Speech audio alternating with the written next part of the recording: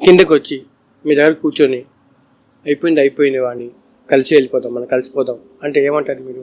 ఒక ఇంట్లో అతని లైఫ్ అతనిది, నా సొసైటీ కోసం ఎంతోమంది జీవిస్తున్నారు, ఒక ఇంట్లోనే ఉంటారు, బయటకు వాళ్ళ పర్సనల్స్ తెలియదు. ఆ రకంగా ఉండాలంటే ఉండాలే తప్పు. కానీ దువ్వాడ శ్రీనివాస్ క్యారెక్టర్ మీద మీకు ముందు నుంచి అనుమానమా, లేకపోతే ఈ 2 ఏళ్ల నుంచి వచ్చిందా ఈ అనుమానం? ఇవన్నీ ముందు నుండి ఎప్పుడు అనుమానం లేదు, ఎప్పుడు లేదు. ఇప్పుడు మా ఇంట్లో డిస్కషన్స్ కూడా ఇప్పుడు యాక్చువల్గా ఎందుకు, ఎలా అనుమానం వచ్చింది మీకు ఇతని ప్రవర్తన మీద? క్యాడర్ నుండే కంప్లైంట్ వచ్చింది. ఓకే. టెక్కల్లో గడప గడప ప్రోగ్రామ్ స్టార్ట్ చేశారు 2022 అక్టోబర్లో. టెక్కల్ టౌన్ గడప గడప స్టార్ట్ చేశాక రోజుకు ఒక కంప్లైంట్ నాకు వస్తుండేది. కంప్లైంట్ వస్తుంటే నేను ఆయన దృష్టిలో పెట్టాను. నాకు అప్పుడు చిన్న సర్జరీ అయింది, రాడికల్ హిస్టరెక్టమీ అయింది. నేను జెడ్పీటీసీ. సో ఆటోమేటిక్గా నాతో ప్రతి ఒక్కటి క్యాడర్ షేర్ చేసుకుంటారు, కొద్ది క్యాడర్తో అటాచ్మెంట్గా ఉంటాను. వచ్చి చెప్పారు, మేడం ఆవిడ బిహేవియర్ బాగాలేదు, శ్రీని గారికి చాలా దారుణంగా అదో చనువుగా సంబోధిస్తున్నారు, సొసైటీ చూస్తే బాగోదు, ఆవిడ ఫోటోలకు ముందు వెళ్ళిపోతున్నారు, ఉన్న ఎంపీపీలు సర్పంచులు అందరూ కూడా వెనక్కి వెళ్ళిపోతున్నారు, ఆవిడకి ఏముంది, ఆవిడ ఎందుకు అలా బిహేవ్ చేస్తున్నారు, రకరకాలుగా. నేను అక్కడ చూసిన సిచ్యువేషన్స్ అయితే లేవు, వాళ్ళు చెప్పిన మాటలు అవి. అయినా నేను శ్రీని గారికి ఏ వీధులు, ఇన్ని టౌన్కి వస్తే వీధులు ఉంటాయి, ప్రతి వీధిలో కంప్లైంట్ వచ్చింది. ఆ వీధిలో ఒక వార్డు మెంబరు క్యాడర్ ఉంటే వాళ్ళు కంప్లైంట్ ఇచ్చారు. ఎవరు కంప్లైంట్ ఇస్తే నేను చెప్పేదాన్ని. చెప్తే ఆవిడకి ఏవో ఓట్లు ఉన్నాయి, వైశ్యస్ ఓట్స్ ఉన్నాయి, ఎందుకు మనం ఈసారైనా గెలవద్దా, పిలిచింది మీరే అంట కదా సార్. నేను ఇప్పుడు పిల్లలేదు సార్, నాకు నేను చెప్తున్నాను కదా సర్జరీ అయ్యింది, నాకు ఉన్నాను ఆయనతో. ఆవిడ మీకు ఏదమ్మా సార్ ఇది సార్ స్టార్టింగ్ గడప గడప మెసేజెస్ ఆవిడ అసలు గడప గడపకి అంటే మోస్ట్లీ నాకు మీ స్మైల్ చాలా ఇష్టం, నవ్వితే బాగుంటావు చాలా చాలా. ఇది ఆమె పెట్టిందండి ఈయనకు. మా పాపాలు స్క్రీన్ షాట్ తీసి నాకు పెట్టారు. నాకు ఇవేం తెలియదు. పిల్లలు కూడా చాలా లేటుగా నాకు ఇష్యూ తెచ్చారు. అప్పటికి నేను ఎంత టైం మా క్యాడర్ మీద కోపం అయిపోతుండేదాన్ని. ఈసారి అయినా గెలొద్దా, ఊరుకోండి సార్, ఏదో ఇష్యూస్ వస్తున్నాయంటున్నారు, ఏదో మాట్లాడిన ఏదో చేయని అంటే. నాకు అప్పుడు హెల్త్ కూడా కొద్దిగా సర్జరీ అవ్వడం, నేను కంప్లైంట్స్ వస్తే చెప్పేసేదాన్ని, అక్కడికి విడిచిపెట్టేసేదాన్ని. ఆలోచించాను, ఆఖరికి చాలా పెద్ద నాకు కంప్లైంట్స్ ఇవ్వడం స్టార్ట్ చేసేసి, పొలిటికల్గా కొద్దిగా పెద్ద వాళ్ళు కంప్లైంట్స్ ఇవ్వడం స్టార్ట్. వాళ్ళతో గొడవలు కూడా ఈవిడ ర్యాష్గా బిహేవ్ చేయడం, ఇవన్నీ చేస్తుండేది. కానీ నాకు తెలిసినప్పటికి లేట్ అయింది. నేను పిల్లలు నాకు ఒకరోజు అడిగారు, ఎవరమ్మా ఆవిడ, ఇక ఫొటోస్ అవన్నీ దీనిగా వస్తున్నాయి, నాన్న ఎక్కడికి వెళ్తే సింహాచలం వెళ్తే సింహాచలం ఫొటోస్ ఎక్కడ పడితే అక్కడ, ఆవిడకి హస్బెండ్ లేరు, ఏమమ్మా ఏం జరిగిందంటే అప్పుడు ఈ స్క్రీన్ షాట్స్ పెట్టారు. ఇప్పుడు ఈ ఇష్యూ మీరు కొంచెం బయటకు పెట్టడం వల్ల, అంటే 4 గోడల మధ్య ఉండిపోవాల్సిన ఇష్యూని మీరు కొంచెం ఎక్స్పోజ్ చేయడం వల్ల, ఇది ఇంకా పెళ్ళి ఇడు కావాల్సిన ఒక అమ్మాయి ఉంది, వచ్చిన అమ్మాయి ఉంది, ఈ డిస్టర్బెన్స్ అని అనుకోలేదా? మేము ఎక్స్పోజ్ చేయలేదు సార్, మేము అస్సలు నేను ఎక్స్పోజ్ చేయలేదు. నాకు తెలిసిన తర్వాత ఒక 3 months ఆయనకి నాకు మాట్లాడడం అనేసి మెసేజ్ త్రూ నేను ఖండనిచ్చాను. నువ్వు ఇది నేను ముందుగా తెలుసుకోలేకపోయినా క్యాడర్ చెప్పారు, పిల్లలు ఈ స్క్రీన్ షాట్ నాకు తెలిసిన తర్వాత ఖండనిచ్చి, ఇది మాత్రం ఆవిడకి అప్పటికే మండల మహిళా కన్వీనర్ ఇచ్చారు, అది నేను ఇచ్చానని ఇప్పుడు ప్రతి ఇంటర్వ్యూస్లో ఆవిడ చెప్తుంది. ఎక్కడో నాకు సంబంధమే లేదు, నేను ఇచ్చింది లేదు, నేను ఇచ్చింది దేవయాని అని ఒక సర్పంచ్ ఆవిడకి మహిళా కన్వీనర్ నేను ప్రపోజ్ చేశాను. అందరు కూడా దానికి అంగీకరించారు. ఆ అమ్మాయి ఒక సాఫ్ట్ అమ్మాయి, మంచి క్యారెక్టర్, గుడ్ ఫ్యామిలీ, ఆవిడకి నేను ప్రపోజ్ చేశాను, అందరూ యాక్సెప్ట్ చేశారు. ఈవిడేంటంటే శ్రీని గారు పుట్టినరోజుకి డ్యాన్స్కి వచ్చింది ఫస్ట్, ఆ రకంగా నాకు పరిచయం, అంతే కదమ్మా.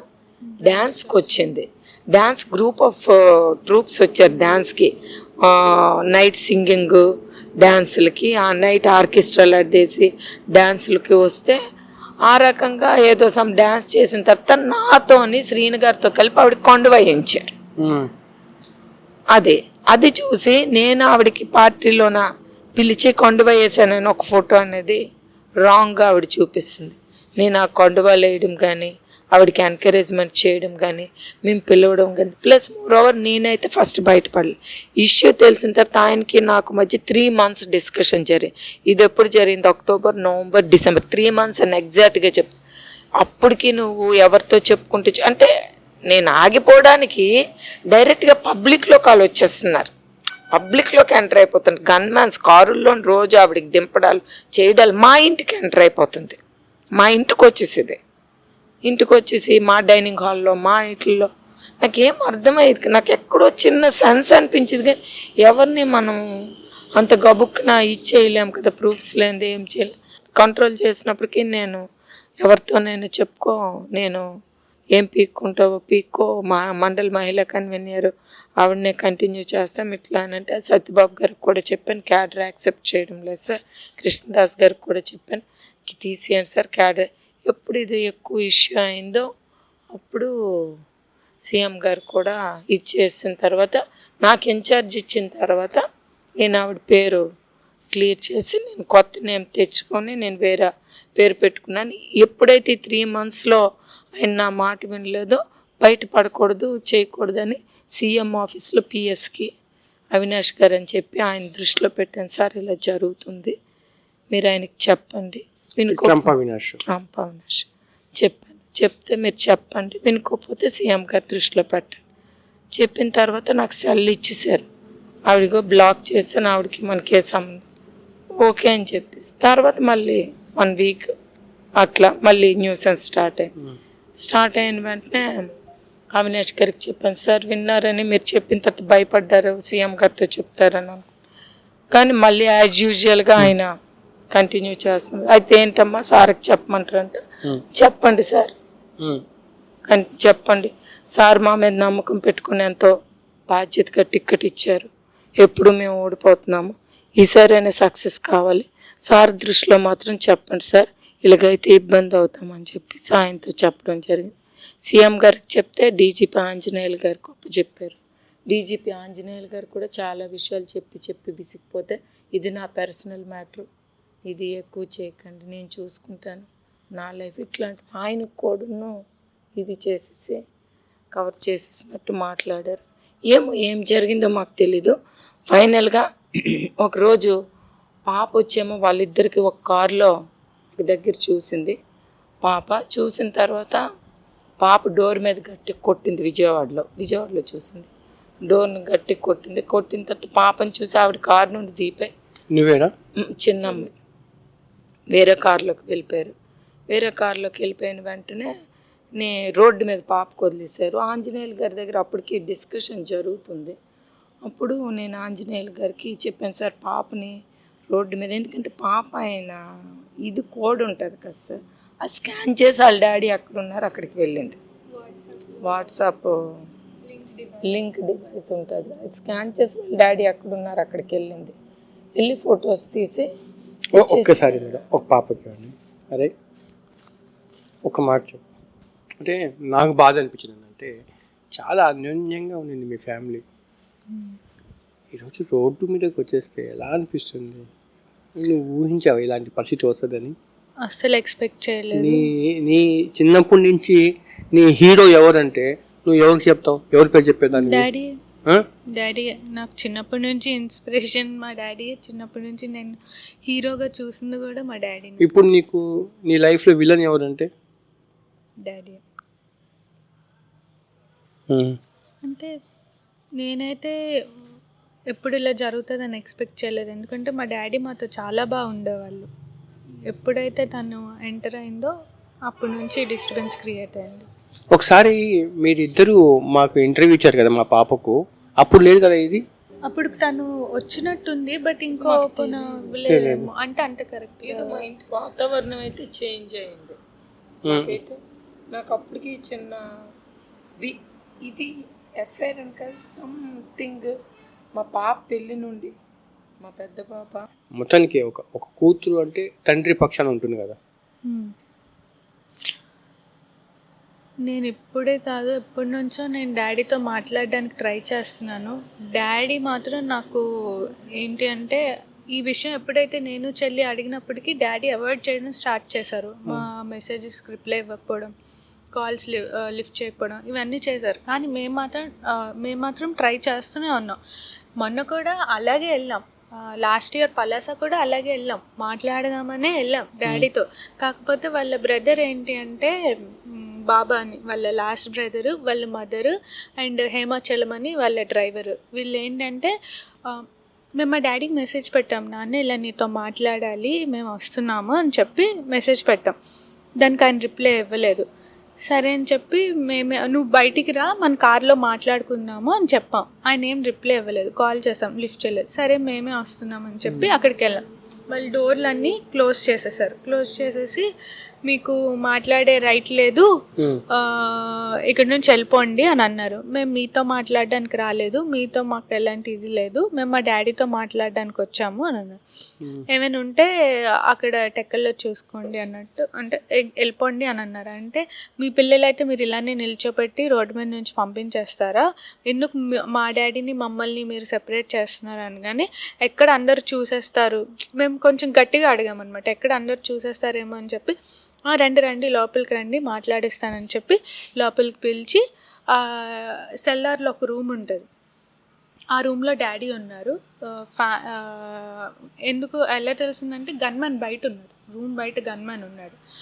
లోపల ఫ్యాన్ లైట్స్ అవన్నీ ఆన్ చేస్తున్నాయి. వీళ్ళు ఏంటంటే మా డాడీని కలవనివ్వకుండా అతను వాళ్ళ మదర్ చాలా అంటే చాలా వల్గర్ లాంగ్వేజ్ మా మీద యూజ్ చేశారనమాట. ఎందుకు అంటే వాళ్ళు ఏం చేయాలనుకున్నారంటే మేము వాళ్ళని అటాక్ చేయడానికి వచ్చాము అని చూపించుకోవడానికి వాళ్ళ ప్లాన్ అనమాట. సో ఏంటి అంటే వాళ్ళు రికార్డ్ చేస్తున్నారు, మేము ఎలాంటి రికార్డింగ్ ప్లాన్ ఇలాంటి ప్లాన్లతో మేమేం రాలేదు. సో ఏంటంటే వాళ్ళు అలాంటి వల్గర్ లాంగ్వేజ్ యూజ్ చేసినప్పుడు మేము రియాక్ట్ అయ్యాం. వాళ్ళ ప్లాన్ అదే, మేము రియాక్ట్ అయ్యాం. మేము అన్నప్పటికీ ఏంటంటే అది వీడియో తీసి చూడండి ఇలాంటి మాటలు మాట్లాడారు, మా అమ్మని కొట్టారు, మమ్మల్ని అటాక్ చేయడానికి వచ్చారు అని చెప్పి అన్నారు. పోనీ నేను అటాక్ చేయడానికి వస్తే కొట్టానని కూడా అన్నారు. కొడితే మరి వీడియో తీశారు కదా, నేను వాళ్ళకి రియాక్ట్ అయినట్టు మాటలతో రియాక్ట్ అయినట్టే ఉంది కానీ కొట్టినట్టు ఎక్కడా లేదు, నేను వాళ్ళని అటాక్ చేసినట్టు ఎక్కడా లేదు. నిన్న లాస్ట్ ఇయర్ నిన్న ఇన్సిడెంట్లో కూడా ఆ తర్వాత కూడా మొన్న ఇలాగే కాంటాక్ట్ అవ్వడానికి ట్రై చేస్తున్నా వాళ్ళు అవాయిడ్ చేస్తున్నారు. నేను ఇది ఎందుకు చెప్తున్నా అంటే అందరూ ఎప్పుడు లేనిది ఇప్పుడేంటి సడన్గా అని అన్నారు. ఇది బయటికి రావడం ఇప్పుడు జరిగింది. మేము ఎప్పటి నుంచో ట్రై చేస్తున్నాం, మేము ఎప్పటి నుంచో కాల్స్ చేస్తున్నాం, మేము ఆ ఇంటికి కూడా వెళ్ళాం. అండ్ పలాసలో పోలీస్ కంప్లైంట్ కూడా ఫైల్ చేసాం. ఇలా వాళ్ళు మమ్మల్ని వల్గర్గా మాట్లాడుతున్నారు అని చెప్పి పలాస పోలీస్ స్టేషన్లో కంప్లైంట్ చేస్తే ఆ కంప్లైంట్ కూడా బయటికి రానివ్వకుండా ఆ టైంలో పవర్లో ఉన్నారు కాబట్టి, వైసీపీ పవర్లో ఉంది కాబట్టి క్లోజ్ చేయించేశారు. ఆ తర్వాత మళ్ళీ ఫోన్ కాల్స్ ఇవన్నీ అవుతున్నా ఆయన లిఫ్ట్ చేయలేదు. అండ్ మా మావయ్య గారు చనిపోయారు రీసెంట్గా, దానికి పిలిచినా నేను బిజీగా ఉన్నాను నేను రాలేను అని అన్నారు. ఆ తర్వాత మా హస్బెండ్ ఫాదర్ చనిపోయారు, దానికి పిలిచిన. అంతకుముందు ఒకసారి వచ్చారు, అంటే ఇలాగే బాగాలేదు పరిస్థితి, ఎప్పుడు ఎలా ఉంటుందో తెలీదు. చిన్న శ్రీను గారితో మెసేజ్ పెట్టి, మా మెసేజెస్ చాలా పెట్టాం, ఆయన రెస్పాండ్ అవ్వలేదు. చిన్న శ్రీను గారితో మెసేజ్లు పెట్టేస్తే అప్పుడు చాలా రోజుల తర్వాత ఆయన వచ్చారు. వచ్చిన తర్వాత ఆమె కొంతమంది ఆమె మనుషులు ఉన్నారు. ఇంటి పంచాయతీ ఊరి పంచాయతీలాగా మారిపోయింది, అందరు ఇన్వాల్వ్ అయిపోవడం. ఎంత గుట్టుగా ఉండేవాళ్ళు అసలు. అంటే ఆయనే, నేను పలాస వచ్చాను, ఆయనే ఒక ఫాదర్ కదా, రండమ్మా సరే మేము మాట్లాడదాము అని ఆయన ఆ రోజే ఆయన అలాగా మేము మాట్లాడడానికి ట్రై చేసినప్పుడు వస్తే ఈరోజు ఇదంతా ఇలా ఉండేది కాదు. ఆయనే బయటకు వచ్చేలా చేస్తున్నారు, ఆయనే ఇదంతా క్రియేట్ చేస్తున్నారు. అంటే అమ్మ చిన్నప్పుడు చూసావు కదా, ఇలాంటి బిహేవియర్ ఎప్పుడు లేదా మీ డాడీ దగ్గర? అస్సలు. నిన్న చూస్తే కర్ర తీసుకొని అలాంటి ఎప్పుడు సీన్ ఎప్పుడు చూసావా?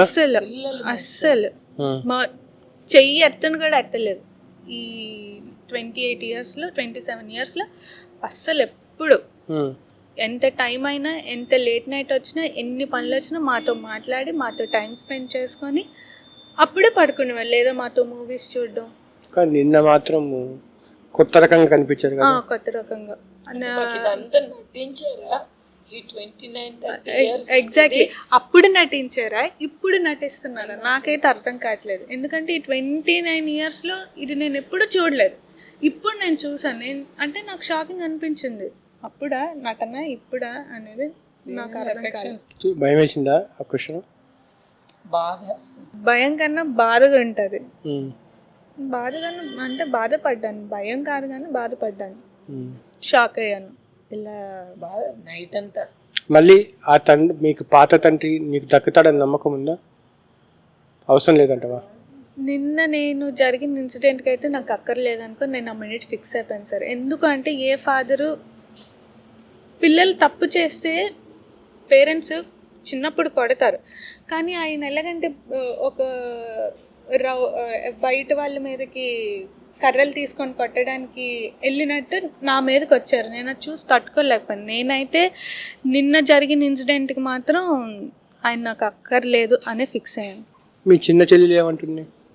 తను కూడా బాధపడుతుంది. మొన్న కూడా ఆయనతో యాక్చువల్లీ మాట్లాడుకుందామని పడుకుంటుంటే ఆయనకి ఎలా సార్ నిద్ర పడుతుంది? యాజ్ ఎ ఫాదర్ ఎలాగ ఇంట్లో పడుకుంటున్నాడు అతను? నాకు అర్థం కాదు. నా ఫాదర్ అయితే ఇలా కాదు. ఇప్పుడు అమ్మ ఆయన ఈ ఇంట్లో ఉన్నారు కదా, కిందకి వచ్చి మీ దగ్గర కూర్చొని అయిపోయింది వాడిని, కలిసి వెళ్ళిపోదాం, మనం కలిసిపోదాం అంటే ఏమంటారు మీరు? చాలా హర్ట్ అయ్యాను సార్. కానీ ఒక ఇంట్లో అతని లైఫ్ అతనిది, నా సొసైటీ కోసం ఎంతోమంది జీవిస్తున్నారు, ఒక ఇంట్లోనే ఉంటారు, బయటకు వాళ్ళ పర్సనల్స్ తెలియదు. ఆ రకంగా ఉండాలంటే ఉండాలే తప్పు, కానీ చాలా డ్యామేజ్ చేశాడు ఫ్యామిలీ లైఫ్ని. ఒక రకమైన డ్యామేజ్ కాదు. థ్యాంక్ యూ అండి. నమస్తే, నేను మీ జాఫర్. మీకు నేను మా టీం చేసే వర్క్ నచ్చితే మీరు సబ్స్క్రైబ్ చేయడం మర్చిపోవద్దు. సబ్స్క్రైబ్ చేయడంతో పాటు పక్కన ఉండే బెల్ ఐకాన్ కూడా ప్రెస్ చేయండి.